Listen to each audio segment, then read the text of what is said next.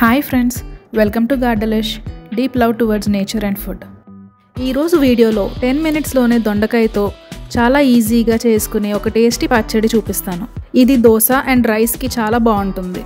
కావాల్సిన ఇంగ్రీడియంట్స్: దొండకాయలు 250 grams, oil 50 ml, tomato 2, వెల్లుల్లి రెబ్బలు 6, పచ్చిమిర్చి 8, చింతపండు, సాల్ట్, జీలకర్ర 1 స్పూన్, ధనియాలు 1 స్పూన్, మినప్పప్పు 1 స్పూన్. ముందుగా స్టవ్ ఆన్ చేసి కడాయి పెట్టుకుని 50 ml నువ్వుల నూనె వేసి 1 స్పూన్ మినప్పప్పు, 1 స్పూన్ జీలకర్ర, 1 స్పూన్ ధనియాలు, 6 వెల్లుల్లి రెబ్బలు పొట్టు తీసి వేసి ఒక 30 సెకండ్స్ లో ఫ్లేమ్లో వేపుకోవాలి. తర్వాత పచ్చిమిర్చి ముక్కలు వేసి మిర్చి కొద్దిగా వేగనివ్వాలి. ఇప్పుడు దొండకాయ ముక్కలు వేసి ఒకసారి కలుపుకొని 5 మినిట్స్ లో ఫ్లేమ్లో మగ్గనివ్వాలి. దొండకాయ ఇలా కొద్దిగా మగ్గిన తర్వాత టొమాటో ముక్కలు వేసి ఒకసారి కలుపుకొని ఇలా చాలా కొద్దిగా చింతపండు వేసి 5 మినిట్స్ లో ఫ్లేమ్లో మగ్గనివ్వాలి.